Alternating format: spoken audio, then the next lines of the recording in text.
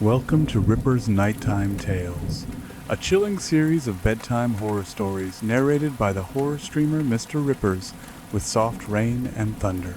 Drift off to multiple scary tales perfect for late night listening on rumble.com.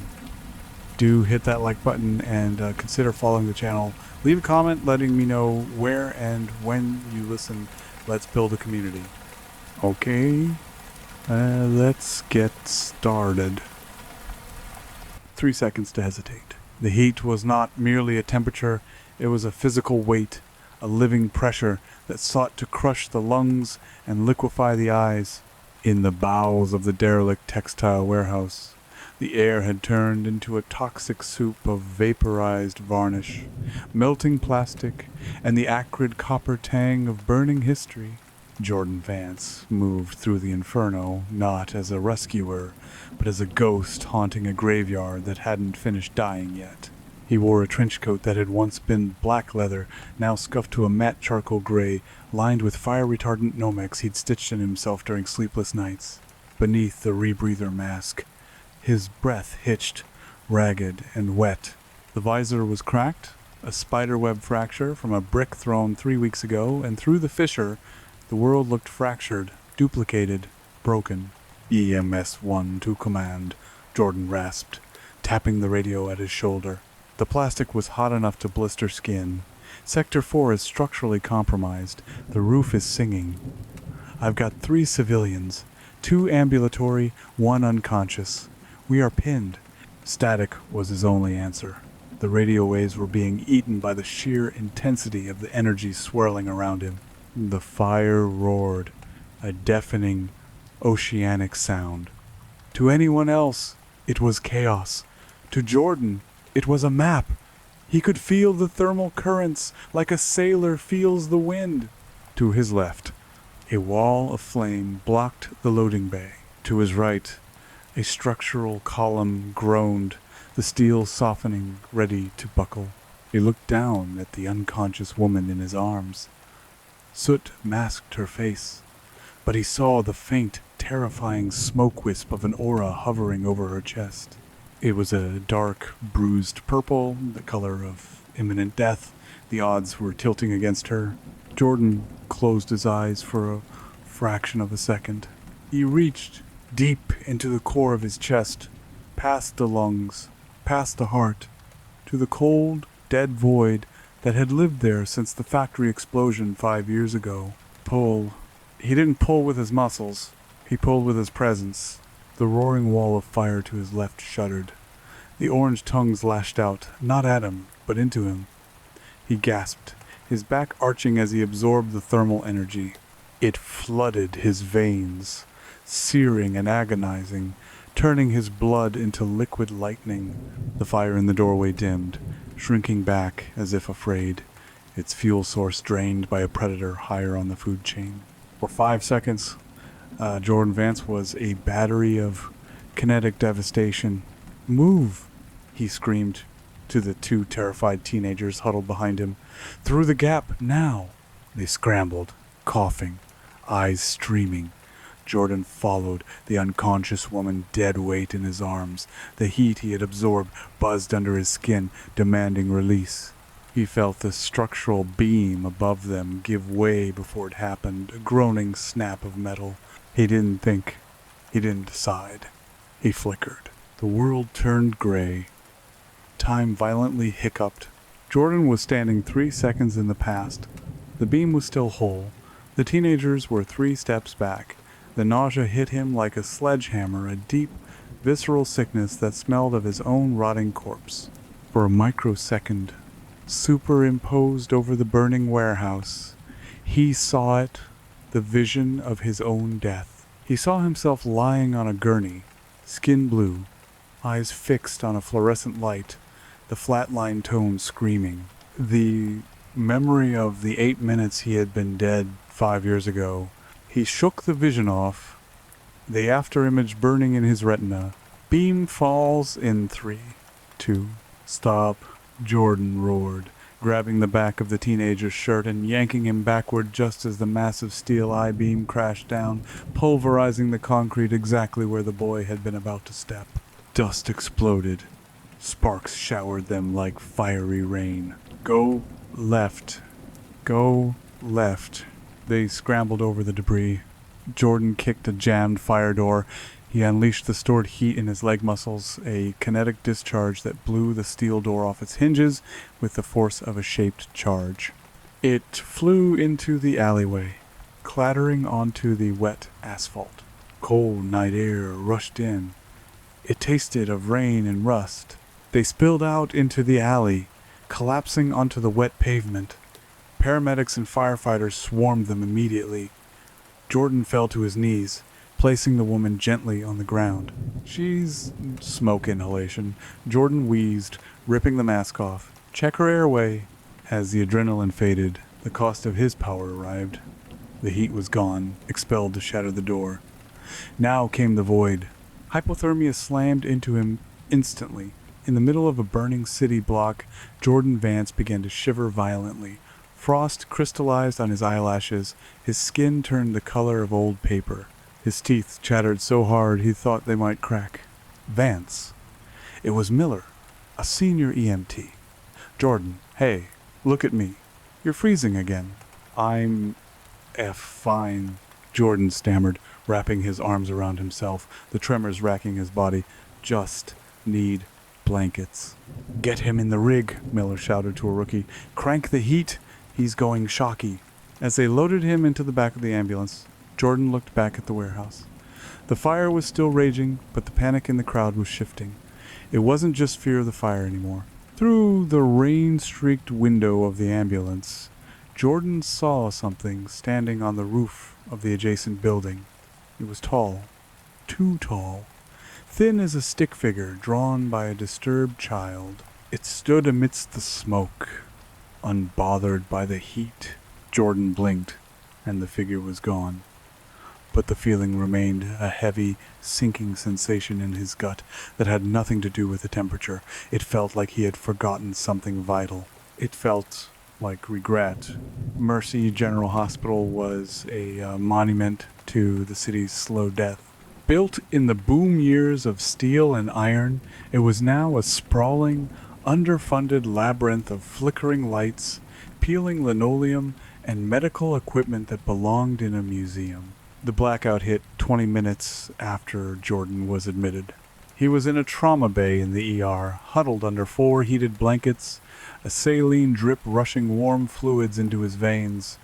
The shivering had subsided to a dull, vibrating ache in his bones. When the lights died, the hospital didn't go silent. It gasped. Ventilators switched to battery backup with synchronized beeps. The hum of the HVAC system died, replaced by the groaning of pipes cooling down in the walls.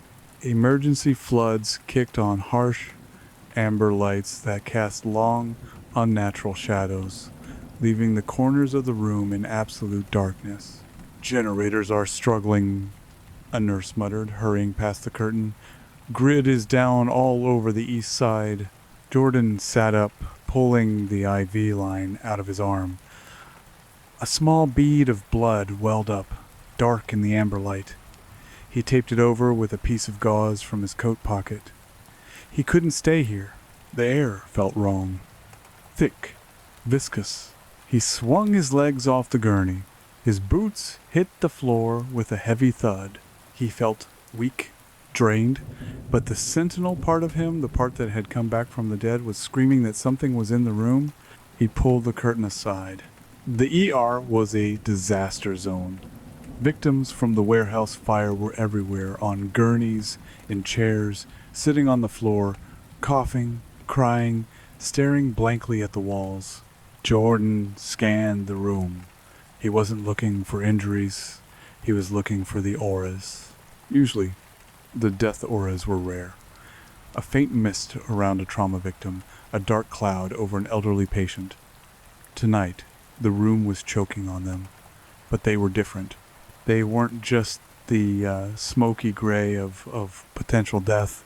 They were tinged with a sickly, bruised yellow. Regret. He saw a mother weeping, holding the hand of a teenager with burns on his arms. The aura around her was thick, suffocating, Why did I let him go out tonight? Why didn't I lock the door? He saw the arson investigator, a hard-faced man named Detective Rourke, pacing near the nursing station, ignoring the burns on his own neck. The aura around him was jagged, sharp. I knew who did it, and I waited too long. Jordan rubbed his eyes. The headache was building behind his temples. 3 seconds, he thought. Just a peek. He centered himself, ignored the chill in his bones, and flickered forward. The world jerked. The sounds of the ER accelerated into a high-pitched whine, then snapped into clarity. He was standing 3 seconds in the future. In this future, the lights flickered off completely for a moment. In that darkness, something moved.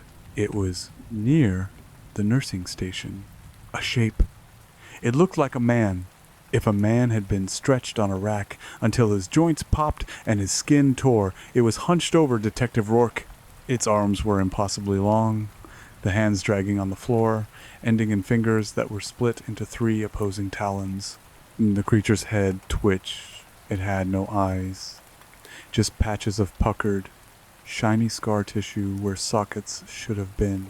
Its mouth was unhinged, hanging open onto a chest that heaved with wet, rattling breaths. It leaned close to Rourke's ear.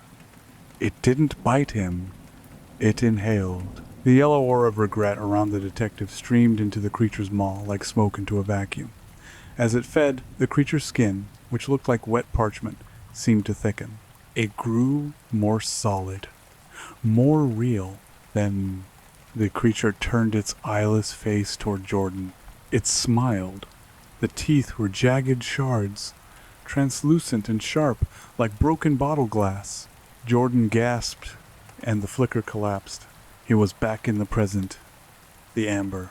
Emergency lights were steady. Detective Rourke was still pacing, unharmed, unaware. Jordan stumbled back against a supply cart, knocking a tray of instruments to the floor with a chaotic clatter. "Whoa, easy, Vance," Dr. Eris said, stepping out of a treatment room. She looked exhausted, dark circles under her eyes like bruises. "You should be in bed. You were hypothermic 30 minutes ago." "There's something in here," Jordan whispered, his voice rasping. He scanned the room, heart hammering against his ribs. "Eris, we need to clear the ER now." Eris sighed, rubbing her forehead. "Jordan, the city is burning. The grid is down. We have nowhere to put them. This is the safest place they can be." "No," Jordan said, gripping her arm. His hands were still ice cold. "You don't understand. It's feeding." "Feeding? Who?" "The thing. The shadow." Eris looked at him with a mix of pity and concern. "You're hallucinating. It's a side effect of the extreme temp shift, oxygen deprivation to the brain. Go back to the gurney, or I'll have security sedate you." Jordan let go of her arm. He knew that look. He'd seen it 100 times. The look that said Jordan Vance is broken. Jordan Vance died in that factory and came back wrong. "Watch Rourke," Jordan said softly. "What?" "Just watch him." Jordan stepped back into the shadows of the corridor, his eyes locked on the detective. The lights flickered. The generator groaned, a deep, mechanical dying sound. For a second, the amber floods died, plunging the room into total blackness. In the dark, Jordan heard it. Not a scream, a sound like wet leather sliding over tile. Skitter drag, and the whispers, they were faint, layering over each other like a chorus of damned children. Should've, could've, didn't. Why? Why? The whispers were out of sync. They lagged behind the movement, echoing from a spot the creature had already vacated. Click. The lights buzzed back on. Detective Rourke was standing exactly where he had been, but he was frozen. His eyes were wide, staring at nothing. His mouth was open in a silent scream. Then physics caught up. Rourke's body jerked violently as if he had been hit by a truck. Deep, parallel lacerations appeared instantly across his chest and face, tearing through his jacket and shirt. Blood sprayed in a mist, painting the nursing station glass. He collapsed, convulsing. The room erupted into chaos. Screams. Nurses rushing forward. But Jordan wasn't looking at Rourke. He was looking at the clock on the wall. The second hand was ticking backward. Tick, tick, tick. 3 seconds. Then it snapped forward again. Jordan looked at the space above Rourke's body. For a fleeting instant, he saw the after-image of the creature, fading like heat haze on a highway. It was larger now, taller. The parchment skin looked less like paper and more like leather. It had fed, and it was hungry for more. Jordan moved through the service corridors of the hospital. He knew these halls better than his own apartment. He knew which doors locked from the inside, which elevators stuck between floors, and where the blind spots in the security cameras were. He had retrieved his coat and his gear. The weight of it was grounding. He needed to understand the rules.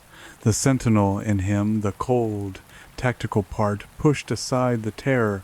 Fear was fuel for the enemy. He needed data. He found a vantage point on the mezzanine overlooking the overflow waiting area. It was packed with families of the fire victims.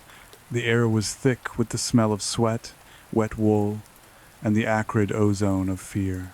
And the yellow mist. It was everywhere here. Jordan focused. He needed to flicker, but he had to be careful. Every flicker brought the vision, the death vision.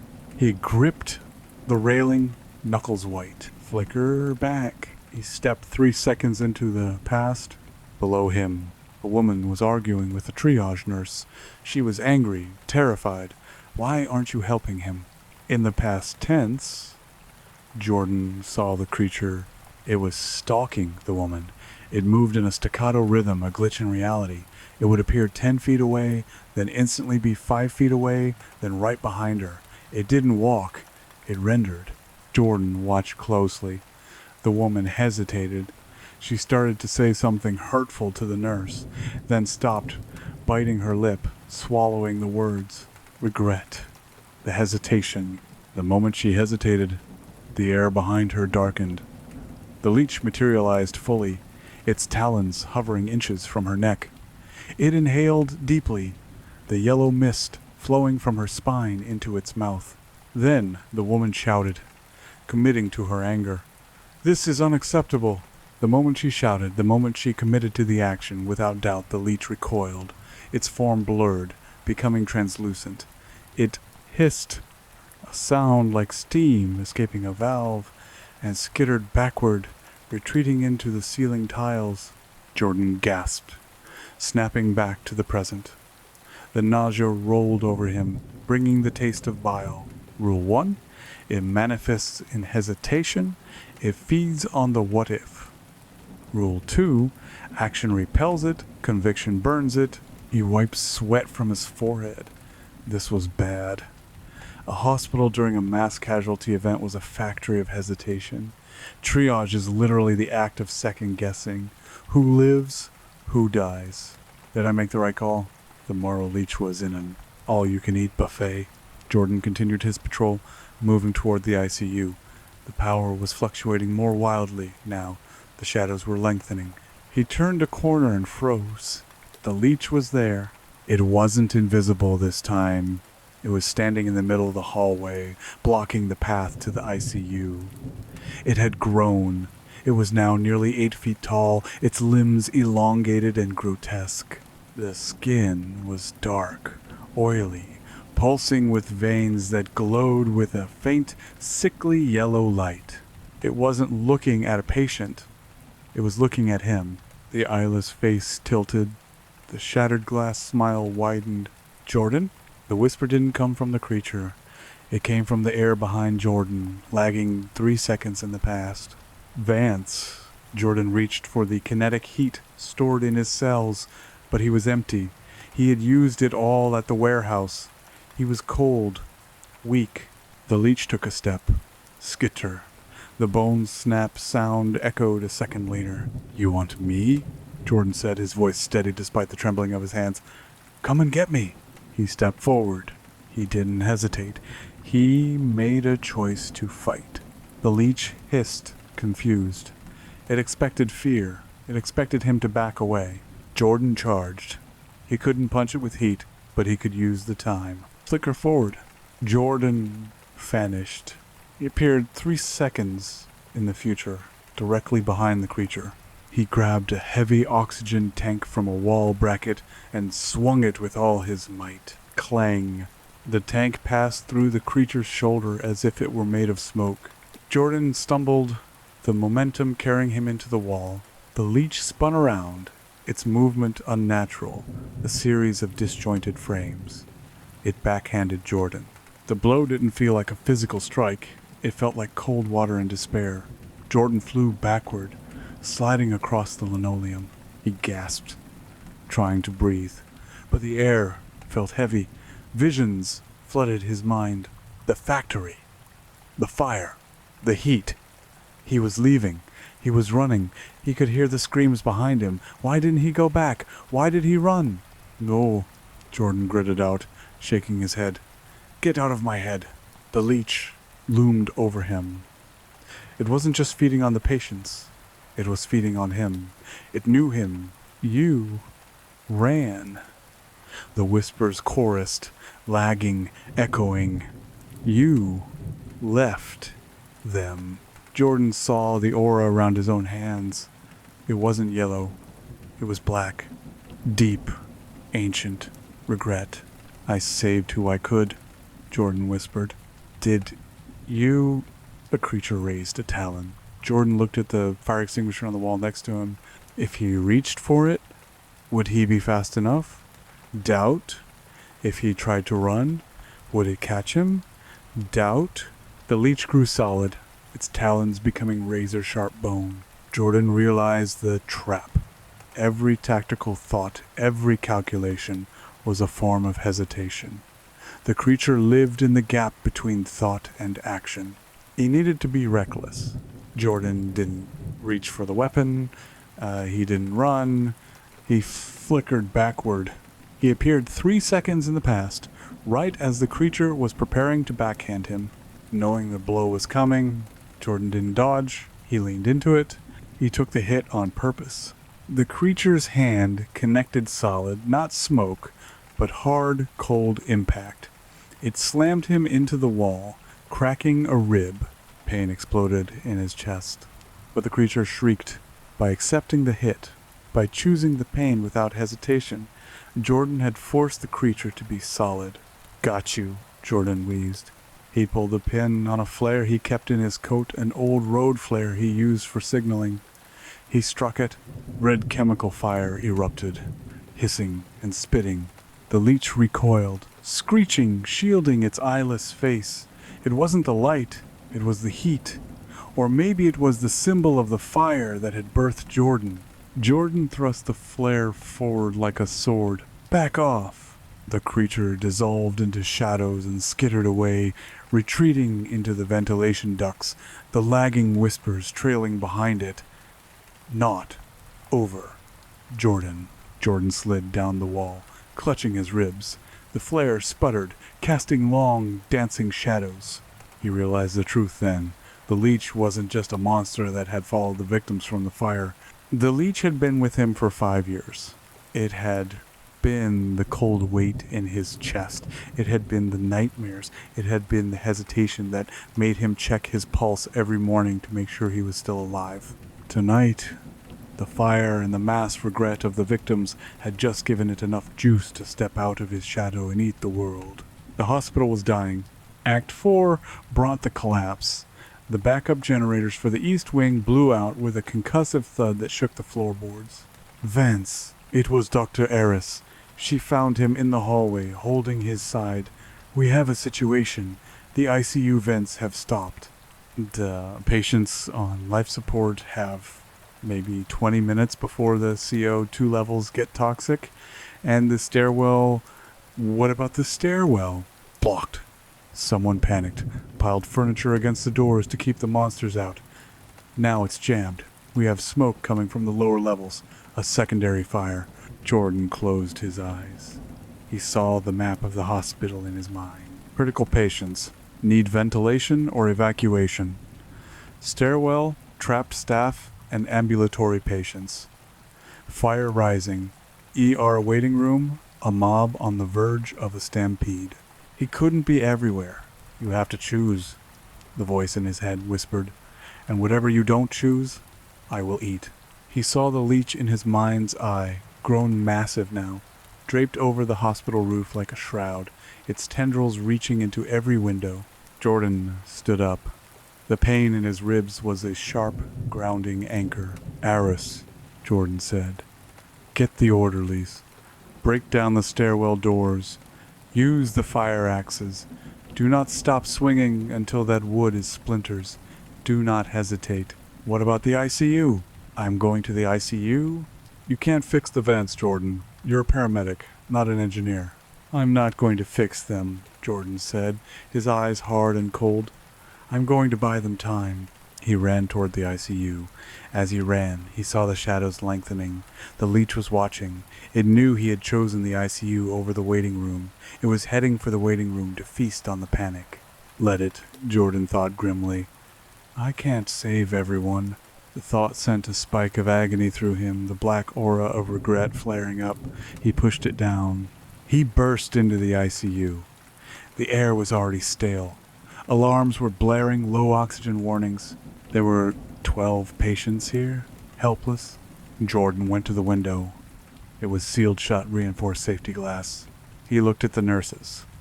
Get blankets. Cover them. What are you doing? Jordan didn't answer. He stepped back. He needed heat. He needed kinetic force. But he was empty.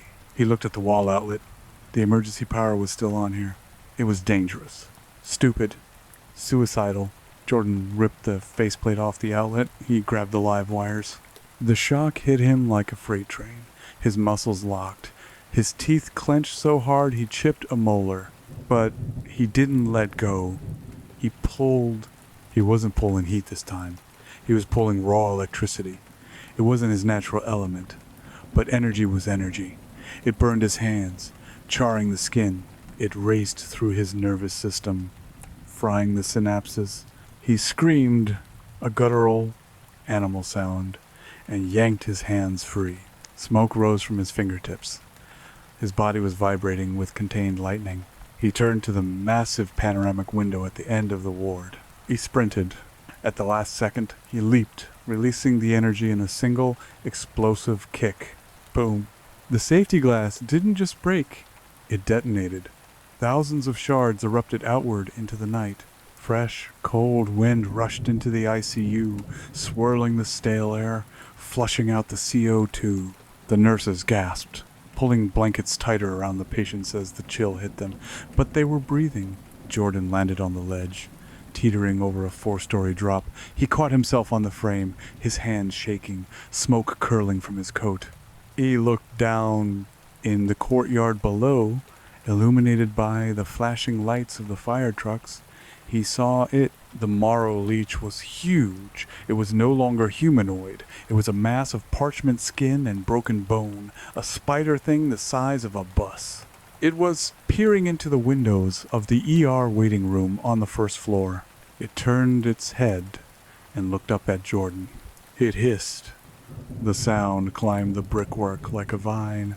You chose wrong. Jordan saw the yellow mist rising from the waiting room. He had saved the ICU, but the leech was gorging on the panic downstairs. The guilt hit him. I should have gone down there. I could have stopped the panic. The leech grew larger. Jordan realized he couldn't win this by playing the hero. The hero tries to save everyone. The hero hesitates because he cares. The leech ate heroes. He needed to be something else. Jordan descended the shattered stairwell. The smoke from the lower fire was thick, but the heat was delicious. He walked through the flames on the second floor landing. He didn't put them out. He absorbed them. He let the fire burn the frost out of his bones. He let it char the edges of his coat. He filled the void in his chest until he felt like he was burning from the inside out. He walked into the ER waiting room. It was a nightmare. People were screaming, shoving. The leech was draped over the ceiling, its talons dripping with black ichor, influencing the crowd, making them terrified, making them turn on each other. "Silence!" Jordan roared. He released a pulse of heat, a shockwave that didn't burn, but slammed the air with physical force. Windows rattled. The room froze. Everyone looked at the man in the smoking trench coat, his eyes glowing with a faint ember light. "Get out," Jordan commanded. He pointed to the main doors. Single file. Anyone who pushes, anyone who stops to grab a bag, stays behind. He looked up at the ceiling. "Come down." The Morrow leech dropped from the ceiling, landing with a heavy, wet thud. The crowd screamed and scrambled back, but Jordan stood his ground. The creature towered over him. "You are full of regret," the whispers echoed. "Yeah," Jordan said. "I am." He began to walk toward the monster. "I regret not pulling the old man out of the west wing of the factory," Jordan said aloud. His voice was calm, amplified by the crackle of energy around him. The leech paused. It seemed confused. Regret was usually silent, secret. "I regret running when the roof collapsed," Jordan continued, stepping closer. "I regret that I survived, and they didn't." He was confessing. He was taking the toxic yellow mist and turning it into solid, hard fact. "I regret that I can't save everyone in this hospital tonight," Jordan shouted. "People are going to die, and it's my fault." The leech shrieked. The admission was poison to it. It wanted the festering wound, not the scar. It wanted the hesitation of guilt, not the acceptance of responsibility. The creature's form began to flicker. It glitched, twitched violently. Jordan was 10 feet away, but I'm not going to hesitate anymore. Jordan centered his mind. He focused on the moment that defined him. The factory fire. The origin. He didn't flicker 3 seconds. He pushed. He pushed harder than he ever had.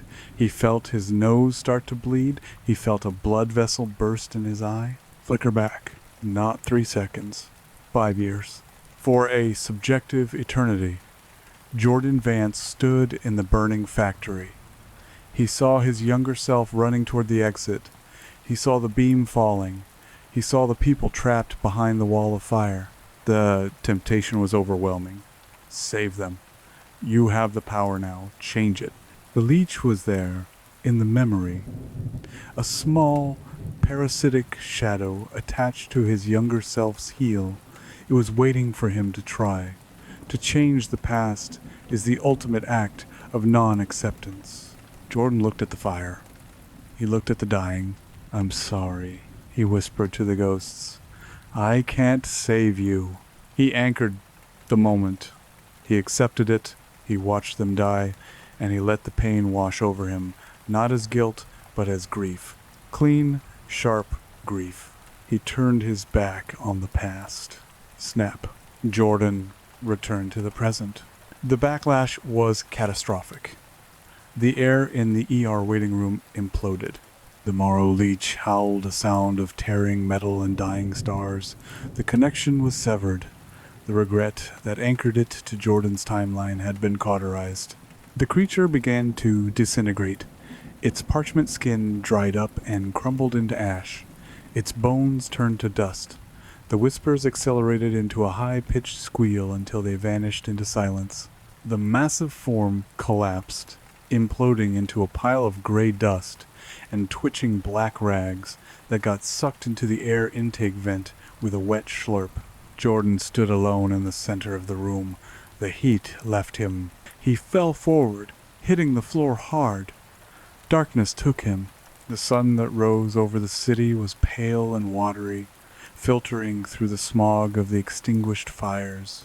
Mercy General Hospital was a wreck. Windows were boarded up. The scent of smoke still hung in the hallways. But the power was back on. Jordan sat on the back bumper of an ambulance, a thermal blanket wrapped around his shoulders. He was shivering, but it was a normal cold. Nurse Miller walked over, handing him a styrofoam cup of coffee. "You look like hell, Vance." "Feel like it," Jordan murmured, taking the cup. His hands were bandaged heavily. "Crazy night," Miller said, looking at the hospital. People are saying weird things. Some say it was mass hysteria. Some say there was a gas leak causing hallucinations. Rourke swears a demon attacked him before the ceiling tile fell on him. People say a lot of things, Jordan said, taking a sip. It burned his tongue. It felt good. You saved the ICU, Miller said. That kick, I don't know how you did it. Adrenaline, Jordan lied. Miller patted his shoulder and walked away to attend to a stretcher. Jordan stared into the reflection of the ambulance door window. His face was gaunt, pale, scarred. He looked at the people moving around the parking lot. He still saw the auras. A gray mist around an old man, a faint shadow around a smoker, but they were stable. They didn't shift and dance with every anxious thought. He looked at his own reflection. Just behind his left shoulder, in the glass, there was a faint shimmer, a distortion, a tiny, stick-thin figure, no bigger than a finger, waiting. The Morrow Leech wasn't dead. Fear and regret never truly die. They just starve for a while. It was waiting for him to doubt himself. It was waiting for the next hesitation. Jordan stared the reflection in its eyeless face. Not today, he whispered. He stood up, the blanket falling from his shoulders. He tossed the coffee cup into a trash can, a perfect arc, no hesitation. Jordan Vance buttoned his charred coat and walked back toward the city. There was work to do, and for the first time in 5 years, he wasn't looking back. The asphalt of 4th Street was slick, with a mixture of morning dew and settled soot. Jordan's boots crunched over the debris, shattered tempered glass, a discarded child's shoe, the plastic casing of a street lamp blown out during the power surge. He walked with a rhythmic, mechanical gait, favoring his left side where the rib was cracked. The pain was a dull, thumping bass line to the high-pitched ringing in his ears. He wasn't just walking away from the hospital, he was walking away from a timeline he had surgically removed from his own soul. The city was waking up, but it was a groggy, traumatized awakening. Sirens wailed in the distance, a constant, dissonant harmony. The air tasted of wet charcoal and copper. Jordan stopped at a crosswalk. The signal was dead, the metal box smoking. He looked down at his hands. The bandages Nurse Miller had applied were already spotting with blood. Beneath the gauze, his skin felt tight, like it was 2 sizes too small for his bones. The electrical discharge he'd pulled to save the ICU had cooked the nerves in his fingertips. He couldn't feel the cold morning air, only a phantom buzzing, like holding a live wire that wasn't there. Missed one. The whisper was so faint, Jordan almost mistook it for the wind whistling through a cracked window on the 2nd floor of a pawn shop. He didn't turn around, he didn't flinch. He checked his reflection in the darkened window of a parked delivery van. The tiny distortion behind his shoulder, the remnant of the Morrow Leech, was twitching. It looked like a stick insect made of smoke, clinging to his aura. It was starving, desperate for a crumb of second-guessing. "Shut up," Jordan said, his voice rasping like sandpaper. He kept walking. He needed to get underground. The sun was coming up, and with it, the questions. Police, fire marshals, the press. The ashen sentinel couldn't be seen in the light of day, not with his face exposed and his coat looking like it had been through a blast furnace. He cut down an alleyway between a condemned textile factory and a row of boarded-up row houses. This was the Narrows, a maze of brick and shadows that the police largely ignored. Halfway down the alley, the air pressure dropped. Jordan stopped. The hairs on his arms stood up not from cold, but from static. The world skipped.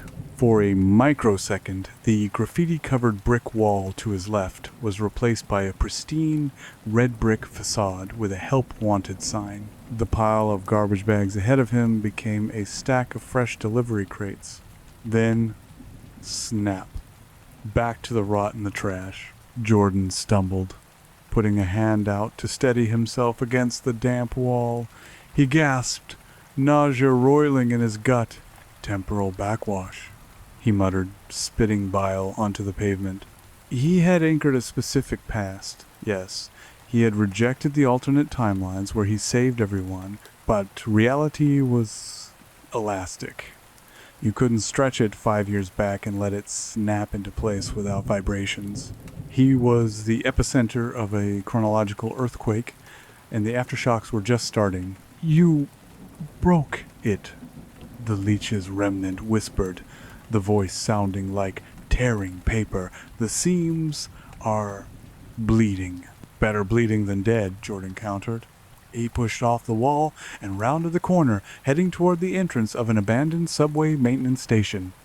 It was his sanctuary, a place buried deep enough that the city's decay couldn't quite reach it. But the entrance wasn't empty. 3 men were huddled around the heavy iron door Jordan used to access the lower levels. They weren't ghosts. They were very real, dressed in heavy coats, holding crowbars and a bolt cutter. Looters, looking for copper wire or tools left behind in the maintenance tunnels. One of them, a heavy-set man with a shaved head, looked up and saw Jordan. He took in the charred coat, the bandages, the pale, scarred face. He didn't see a threat, he saw a victim of the night's chaos. "Wrong turn, pal," the man grunted, shifting the crowbar in his hand. "This is private property." "It's city property," Jordan said, his voice flat. "And you're blocking my door." The other 2 men turned, laughing nervously. They were jittery. The fear from the night's events was still in the water supply. Adrenaline sought an outlet, and violence was the easiest tap to open. "You got a wallet under that coat?" the second man asked, stepping forward. He had a knife tucked into his belt. "Pay the toll, and you can walk away." Jordan looked at the man. He saw the aura. It wasn't the thick, choking yellow mist of regret that the leech feasted on. It was a pale, gray smoke around the man's chest. Potential injury. High probability of blunt force trauma in the next 10 seconds. Jordan didn't feel the old spike of anxiety. He didn't wonder, what if I hurt them? What if they have families? What if I get stabbed? He just calculated distance, 12 feet. Threats, weapons, crowbar, bolt cutter, knife. Status, exhausted, injured, but kinetically charged from the walk. "Last chance," Jordan said. "Leave." The man with the knife sneered and lunged. It was a clumsy, committed move. He didn't hesitate. Neither did Jordan. He didn't flicker. He didn't need to waste the energy on thugs. He stepped inside the man's guard, pivoting on his good heel. He caught the man's wrist with his bandaged hand, ignoring the flare of pain, and used the attacker's own momentum to drive him into the brick wall. Crunch. The gray smoke around the man's chest turned to a solid bruise. He slid down the wall, gasping. The wind knocked out of him. The heavy-set man roared and swung the crowbar. Jordan saw the arc of the metal. He saw the path it would take. Flicker forward. 1 second. Just a hop. Jordan vanished from the path of the crowbar. The steel whistled through empty air. Jordan reappeared directly behind the man. He didn't strike. He simply shoved the man forward, adding his own kinetic force to the man's overcommitted swing. The man stumbled, tripping over his own feet, and crashed face first into the pile of trash bags. The third man, holding the bolt cutters, dropped them. The metallic clang echoed in the alley. He looked at Jordan at the smoke curling off the trench coat where the flicker had burned away the moisture. "Monster," the man whispered. "No," Jordan said, stepping toward the iron door. "The monsters are gone. I'm just the janitor." The man ran. The other 2 scrambled to follow, dragging their bruised limbs. Jordan waited until they were gone. He keyed the padlock, a heavy, customized mechanism, and hauled the heavy iron door open. He slipped into the darkness, closing the world out behind him. The sanctuary smelled of motor oil, rubbing alcohol, and damp concrete. It was a repurposed electrical substation room filled with scavenged medical equipment, a cot, and a workbench covered in maps and police scanner radios. Jordan stripped off the trench coat, hanging it on a hook made from a bent rebar. The leather was ruined, scorched beyond repair on the back. He'd need to patch it again. He moved to the metal sink in the corner and turned the tap. The water came out brown, then cleared to a rusty orange. He splashed it on his face, hissing as the cold hit his burns. He needed to treat the electrical burns on his hands. If they got infected, he was useless. He sat on the edge of the cot and opened a trauma kit. He worked in silence, applying silver sulfadiazine cream to the blackened tips of his fingers, wrapping them in fresh, sterile gauze. It hurts, doesn't it? The reflection in the small metal mirror above the sink caught his eye. The tiny leech was sitting on the rim of the mirror now, swinging its legs. "Pain is data," Jordan muttered, quoting an old paramedic instructor. "You abandoned them," the leech whispered. "In the timeline you cut off, the timeline where you tried to save everyone. How many died because you weren't there?" Jordan paused, scissors hovering over the tape. This was the trap. The intellectual regret. The philosophical what if. "I don't know," Jordan said aloud, "and I don't care.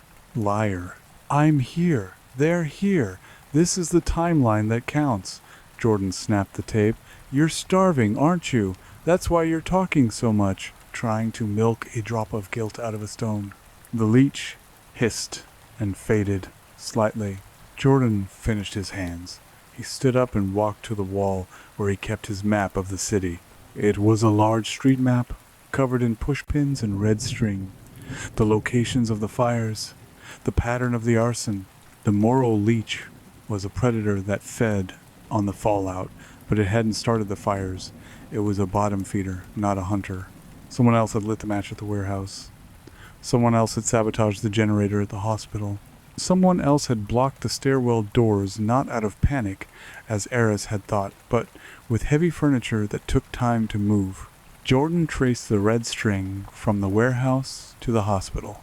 The leech amplified the panic, Jordan reasoned, his eyes narrowing, but it didn't create the chaos, it just rode the wave. He thought about the arson investigator mentioned in the hospital, the one who had been guilt-stricken. Jordan had seen him in the hallway during the evacuation, staring at his hands. Jordan grabbed a marker, black permanent ink, and circled the warehouse district. Act V was about accepting the past, Jordan thought. The epilogue is about securing the future. He reached for the police scanner on the workbench. It was crackling with low-level chatter. "Confirmed fatality at Mercy General. Detective Rourke is in stable condition, requesting arson unit to Sector 4. "Sector 4? Jordan whispered. "That's the old rail yard." Why would the arson unit be at the rail yard? The fires were out. Unless the arsonist was cleaning up loose ends, Jordan looked at his gear. He was running on fumes. His body was screaming for sleep. The prudent thing, the smart thing was to rest, to recover, to wait until nightfall. He looked at the clock, 6:45 a.m. If he hesitated, the trail would go cold. If he slept, the person responsible for feeding the leech might disappear. Jordan grabbed a fresh vial of adrenaline from his stash. He didn't inject it. He just held it, weighing the cost. He put the vial down. He didn't need chemical energy. He had something else now. Resolve.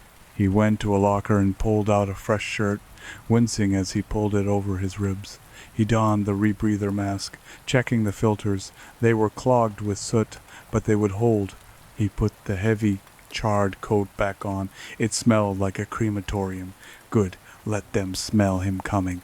He turned to the door, but stopped. On the floor, near the workbench, something was wrong. A shadow was stretching across the concrete, but there was nothing casting it. The shadow wasn't twitching. It wasn't the leech. It was long, human-shaped, and still. Jordan slowly turned his head. Standing in the corner of the room, in the deepest shadow between the lockers, was a figure. It wasn't a monster. It was a man. He was wearing a scorched firefighter's turnout coat, helmet tucked under his arm. His face was obscured by soot, but his eyes were bright, manic blue. "You have a nice hideout, Vance," the man said. His voice was raspy, damaged by smoke inhalation. Jordan didn't flicker. He didn't attack. He recognized the voice. It was the arson investigator, the one from the hospital. "Investigator Holloway," Jordan said calmly. "How did you find me?" Holloway stepped out of the shadows. He was holding a flare gun. It was pointed at the floor, but his finger was on the trigger. "I didn't find you," Holloway said. A strange smile played on his lips, not the shattered glass smile of the leech, but the sad, broken smile of a man who has seen too much. "I followed the heat. You run hot, Vance. Hotter than anyone else in this city. What do you want?" "I saw what you did at the hospital," Holloway said. "With the time, the clock, it jumped. I saw it." "You were hallucinating. Oxygen deprivation." "No." Holloway shook his head. "I know fire. I know how it moves. And I know when something breaks the rules." He raised the flare gun slightly. "I started the fire at the warehouse, Jordan." The confession hung in the air, heavy and suffocating. Jordan didn't blink. "Why?" "Because it told me to," Holloway whispered, tapping the side of his head. "Not the thing you fought, not the shadow, the other one, the one that whispers about purification." Jordan's stomach turned. The leech wasn't the only thing hitching a ride. "The leech feeds on regret," Jordan said, stepping forward slowly. "What does your friend feed on?" Holloway's smile widened. "Conviction. Absolute blind conviction, the certainty that burning it all down is the only way to save it." He raised the flare gun, aiming it at the stacks of oxygen tanks near Jordan's medical supplies. "You took away the regret, Vance," Holloway said, his eyes gleaming with madness. "You starved the leech. That leaves more room for the fire." Jordan realized his mistake. In destroying the ecosystem of hesitation, he had left a vacuum, and nature abhors a vacuum. "Don't do it," Jordan said. "I have to," Holloway said. "No hesitation, right? That's the new rule." Holloway pulled the trigger. The flare erupted from the barrel, a streak of blinding magnesium white. Jordan didn't calculate. Flicker back. 3 seconds. Jordan was back at the workbench. Holloway was just starting to raise the gun. "You took away the regret, Vance." Jordan knew the speech. He knew the action. He grabbed the heavy brass paperweight from the desk, a piece of old railroad track. Holloway raised the gun. "That leaves more room for—" Jordan threw the iron weight. It flew across the room, spinning end over end. The whack, it struck Holloway's wrist with a sickening crunch of bone. The flare gun flew from his hand, discharging into the ceiling. The magnesium slug embedded itself in the concrete, sizzling harmlessly away from the oxygen tanks. Holloway screamed, clutching his shattered wrist, dropping to his knees. Jordan crossed the room in 2 strides. He kicked the flare gun into the corner and grabbed Holloway by the collar of his turnout coat, slamming him against the lockers. "Who are you working for?" Jordan snarled. "What whispers to you?" Holloway was laughing through the pain. Tears streamed down his soot-stained face. "It doesn't have a name," Holloway wheezed. "But it's awake now. You woke it up when you broke the timeline.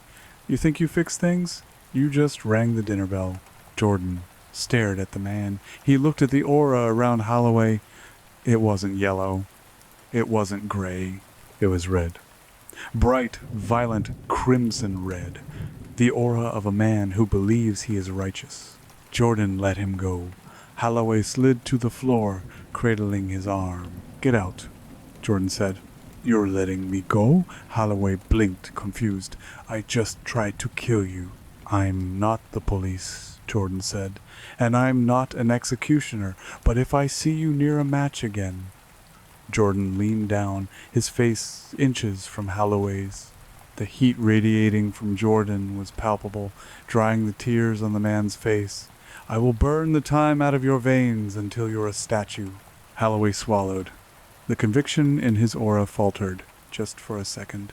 He scrambled up, clutching his arm, and ran for the door. Jordan watched him go. He knew Holloway wouldn't stop. Men like that never stopped, but Jordan needed him to run. He needed him to lead the way to the source. Jordan walked over to the sizzling remains of the flare in the ceiling. He reached up and crushed the dying ember with his gloved hand, absorbing the last bit of heat. He felt a buzz of energy. Not much, but enough to take the edge off the pain. He looked in the mirror again. The tiny leech was gone. In its place, in the reflection, the shadows of the room seemed to be leaning in, listening. The game had changed.